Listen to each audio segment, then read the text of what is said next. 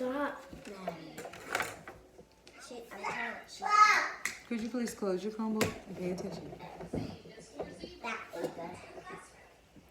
All right, guys, so the focus for week 3 and probably for the next 2 weeks will be on time. So I wanted to make sure that I touch base with you so you had a clear understanding of this particular concept.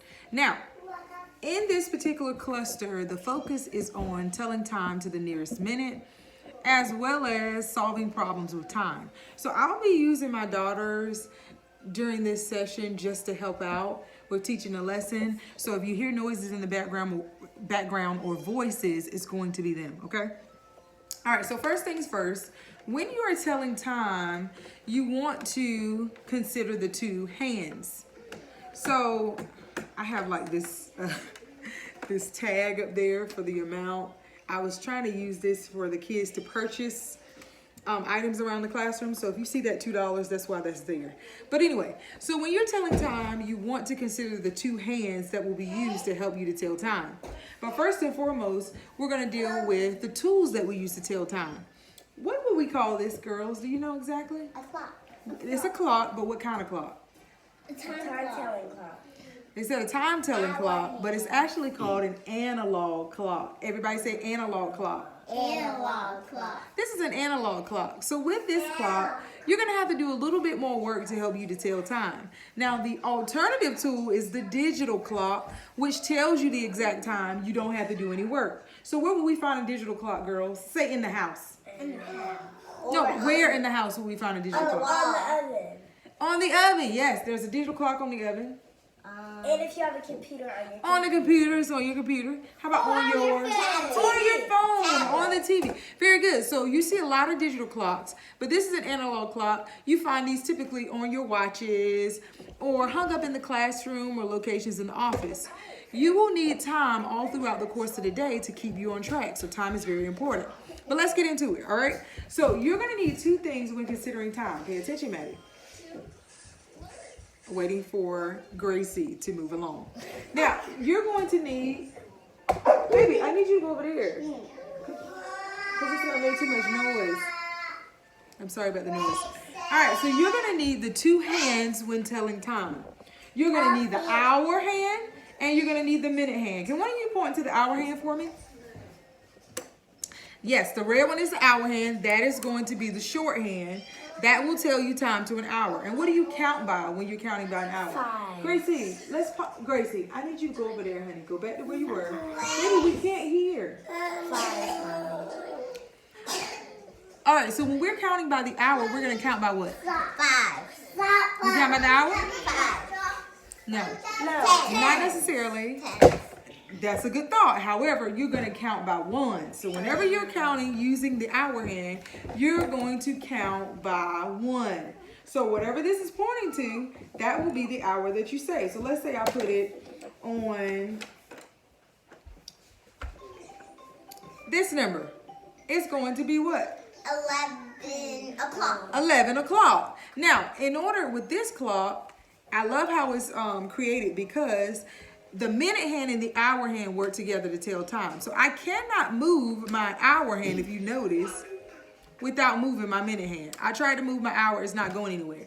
But whenever my hour hand is on the number that we're focusing on, and my minute hand is on the 12, I will always say o'clock. And if you notice, my hour hand is directly on that number, okay?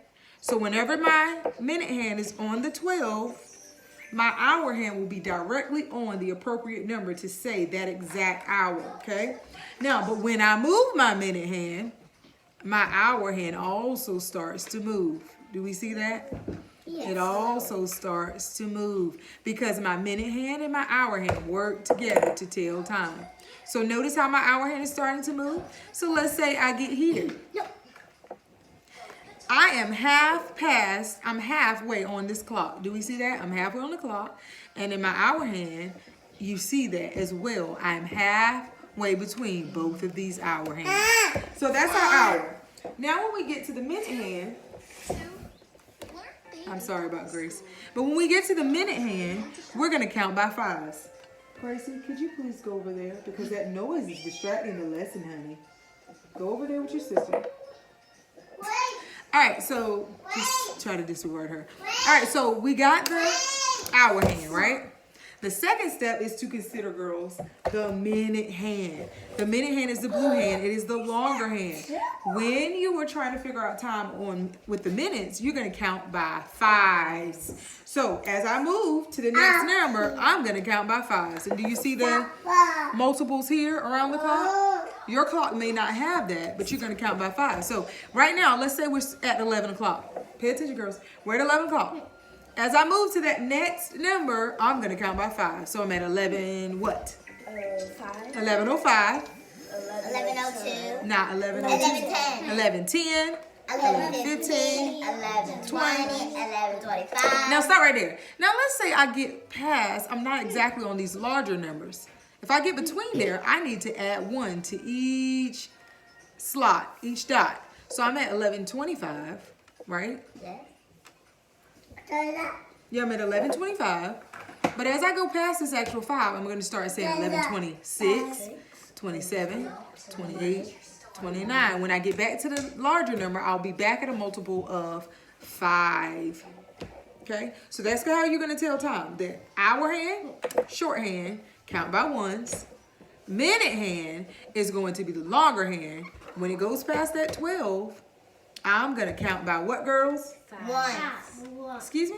5. I'm going to count by 5s. So 5. So 11 o'clock, 11:05, 11:10, 11:15, 11:20, 11:25. 11:30, 11:35,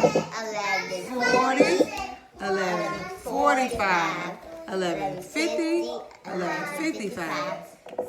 12 o'clock. Then you're at the next hour. So our next portion, so we should have down pat how to use our analog clock to tell time. Now we want to solve problems with time, because there are going to be times where I ask you for an exact time, but then there are going to be times where you have to work with elapsed time, or you'll have to solve problems to tell time. Now when we deal with elapsed time, we're focusing on how much time has gone past. Okay, so let me give you a problem, and let's see if we can work that one out together, okay? So, baby, please be careful. See, this is why it's hard for me to get on, but I want to make sure that you all understand. Hold on, baby. Ava. All right, so let's say, Taylor, Ava, could you go get my board, my teacher board? Let's say, you want to, give me 1 minute to read this. So let's say we have this word problem. Sam got home from school at 3:10. He has baseball practice at 3:45. How much time does he have to do his homework before practice starts? Again, Sammy got home at what time? 3:10. He has baseball practice at 3:45. How much time does he have to do his homework before practice starts?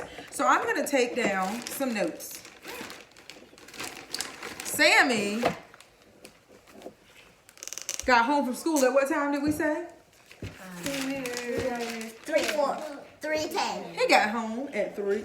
Why do I have this? He got home, I'm sorry. He got home at 3:10. So we're dealing with Sammy.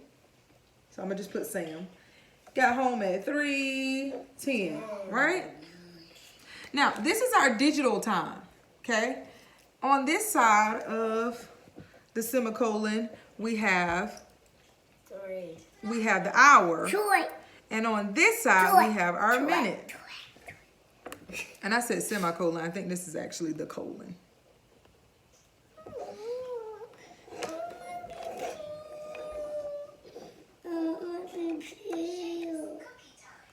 All right, so on this side,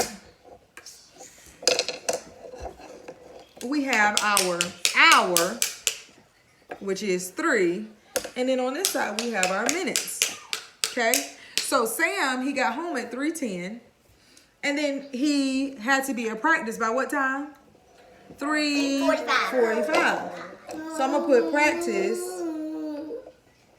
at 3:45. All right? He had to be at practice at 3:45. Hold on, baby. Now, we want to try to figure out how much time he has before he has to be to practice, right? So we have to consider elapsed time. So we're going to look at this just like we're kind of looking at addition or subtraction, okay? So these, here we're focusing in on the minutes.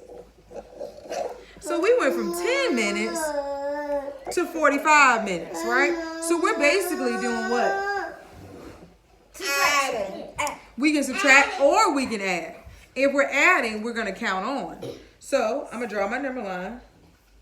And I'm going to try to focus specifically on the minutes, okay? So I'm starting at 10 minutes.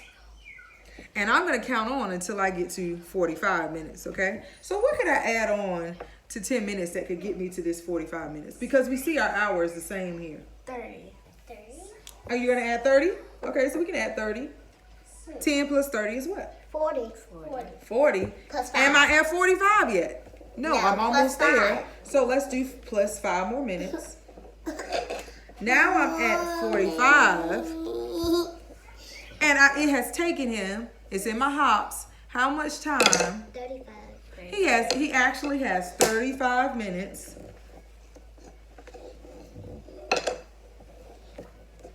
He has 35 minutes to complete his homework. Do you see that? So we're working on time within that hour so far to discover the elapsed time that was taken. So we can either count on here using our number line, or we can actually subtract. If I were to subtract, what would I subtract, girls? Focusing just on the minutes. We went from 10 minutes. He started at 3:10 to 45 minutes. So we need to subtract what? We'll subtract 5. 35. No, If we went from 3:10 to 3:45, let's work backwards. We're going to start at the 45 minutes. take away 10. So if I'm subtracting, I'm going to start at 45, focus on the minutes, and Maddie said we're going to take away 10. So minus 10 is what? And my goal is to get back to 3:10. Minus 10 is 30. 30 what? 35. Okay, so I'm trying to get to 10. So what else could I take away? 20.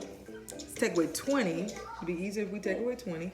35 minus 20 is what? Baby, hold on. 15. Mommy didn't put the line between the 20.